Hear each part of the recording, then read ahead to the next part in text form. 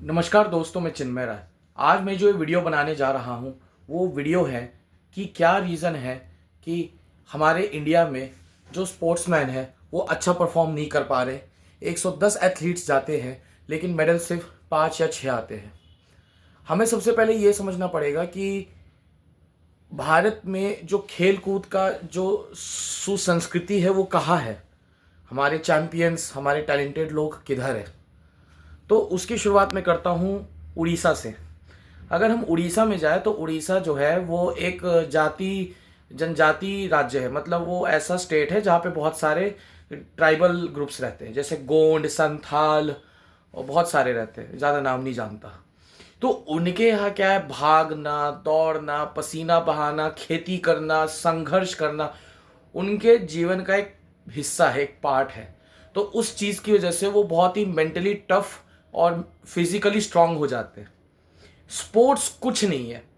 एक 25 साल का लड़का और एक 50 साल का बुजुर्ग, बुजुर्ग नहीं कहूँगा लेकिन एक प्रौढ़ इंसान, ये दोनों क्रिकेट खेल सकते हैं, ये दोनों हॉकी खेल सकते हैं, ये दोनों फुटबॉल खेल सकते हैं। आपको क्या चाहिए? आपको मेंटली फिट होना है और फिजिकली फिट होना है। यही दो एस्पेक्ट्स हैं, आपको कुछ नहीं चाहिए। नाइजीरिया जैसी कंट्री जहाँ पे 2 टाइम का खाना मिलना मुश्किल है, वहाँ भी क्या कहते हैं, हमारे फुटबॉलर्स को वो पटक पटक के मार के जाते हैं। साउथ कोरिया जो एक टाइम पे हमसे भी ज़्यादा गरीब था, वो हमारे फुटबॉलर्स को नचा नचा के मारते। ईरान नचा नचा के मारता है। ओलंपिक्स में जब हम जाते हैं तो हमारे प्लेयर के जो आर्चर्स है, जब वो तीर छोड़ते हैं तो बोनजाई तो छोड़े, कभी कभी 6-6 7-7 पॉइंट चले जाते हैं। और एक बार नहीं, मैं 2012 से ओलंपिक्स देख रहा हूँ, 2012 का लंदन ओलंपिक्स देख रहा हूँ, 2016 का मैं ब्राज़ील ओलंपिक्स देख रहा हूँ, 2020 का मैं टोक्यो ओलंपिक्स देख रहा हूँ, 2024 का मैं पेरिस ओलंपिक्स देख रहा हूँ। मुझे रोना आता है, मुझे शर्म आती है अपने एथलीट्स पे। लोग क्रिकेट को गाली देते हैं। क्रिकेट इसलिए तरक्की किया भारत में क्योंकि एक कपिल देव नाम का हीरो था, है और रहेगा। उस इंसान ने हमें यह सिखाया कि हम विश्व विजेता बन सकते हैं। We can be the world champions. जब तक आप वर्ल्ड चैंपियन नहीं बनोगे आपको कोई नहीं पूछेगा। यह एक कड़वा सच है। जब तक आप किसी भी फील्ड में चैंपियन नहीं बनोगे, आप कुछ नहीं जीतोगे। क्यों लोग आएंगे आपके पास? एक बहुत हार्श फैक्ट है और ये प्रैक्टिकल फैक्ट है। People love winners not losers.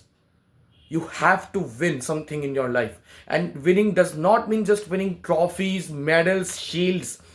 It means winning yourself. It means winning against your weakness. और हम एथलीट्स हमारे क्या करते हैं, हम हमारे एथलीट्स की भी मैं असलियत बताता हूँ। सब बीजेपी सरकार को गाली देते हैं। मैं बता देता हूँ, 6-6 लाख रुपए का जैवलिन दिया नीरज चोपड़ा को इसी बीजेपी की सरकार ने। बीजेपी को गाली देते। खेलो इंडिया गेम्स भी भारतीय जनता पार्टी लाए, कांग्रेस के टाइम पे नहीं आया। स्टेडियम्स जो बन रहे हैं बिहार में, मैं बिहारी हूं, राजगीर में जो स्टेडियम बना वो सब सेंट्रल गवर्नमेंट की सपोर्ट से बन रहा है।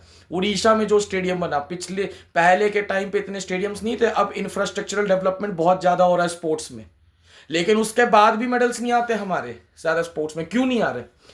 और क्योंकि पहले के एथलीट भाई साहब अपनी जमीन से, अपनी जड़ों से जुड़े हुए थे। उनके पास फैसिलिटीज नहीं थी लेकिन उनके पास जज्बा था कुछ जीतने का।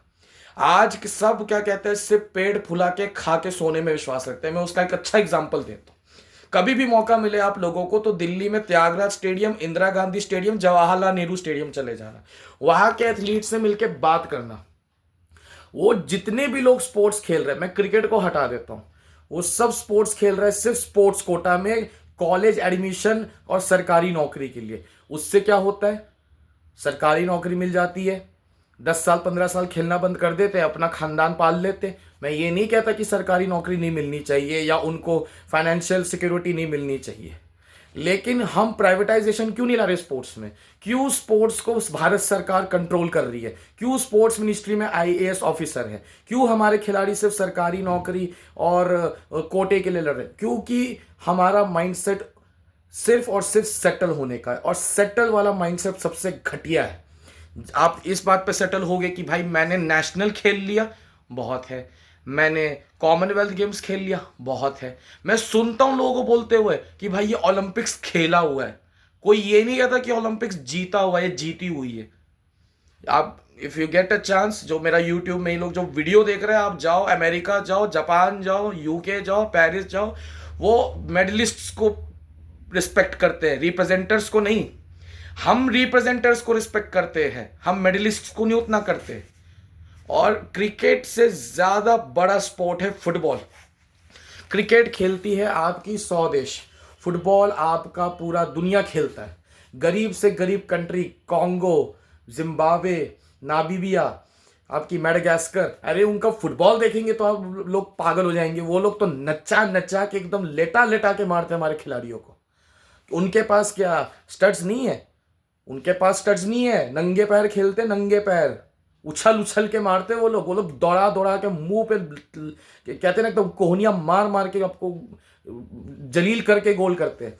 पुर्तगालियों का फुटबॉल देख लो, जाके ऑस्ट्रेलियंस का फुटबॉल देख लो, अरे तुनीसिया का फुटबॉल देख लो। मैं उन कंट्रियों का नाम बता रहा हूं जिनकी जीडीपी भारत से नीचे है, नीचे।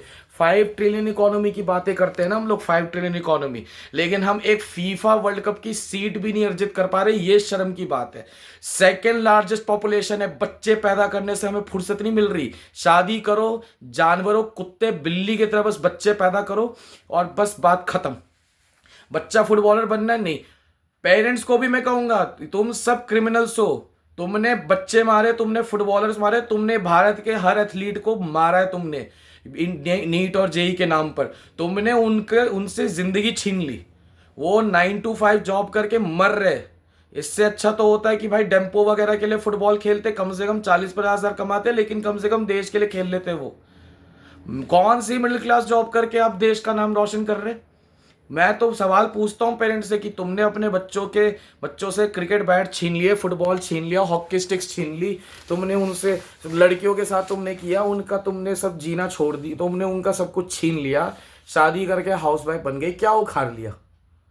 क्या वो लड़कियां, मैं कितनी लड़कियों को जानता हूँ जिनकी शादी हुई, वो अच्छा स्पोर्ट्स खेल सकती थी, भारत के लिए मेडल जीत सकती थी, लेकिन गृह गृहस्थी में बर्बाद कर दिया। अब सबकी लाइफ तो मैरी कॉम जैसी है नहीं कि पति सपोर्टिंग मिल जाएगा तो शादी के 3-3 बच्चे होने के बाद भी मैं वो इंडिया खेल ले। तो पहली सबसे बड़ी गलती हम खुद है। ये जो सेटल वाला माइंडसेट है ना, सेटल वाला सबसे घटिया माइंडसेट है। ये फुटपतिया सोच है एकदम कि नहीं भाई, नेशनल खेल लिया बहुत है, रीजनल खेल लिया बहुत है, स्कूल के लिए खेल लिया बहुत है, खेलो इंडिया खेल लिया बहुत है। मतलब हद होती है यार बिल्कुल।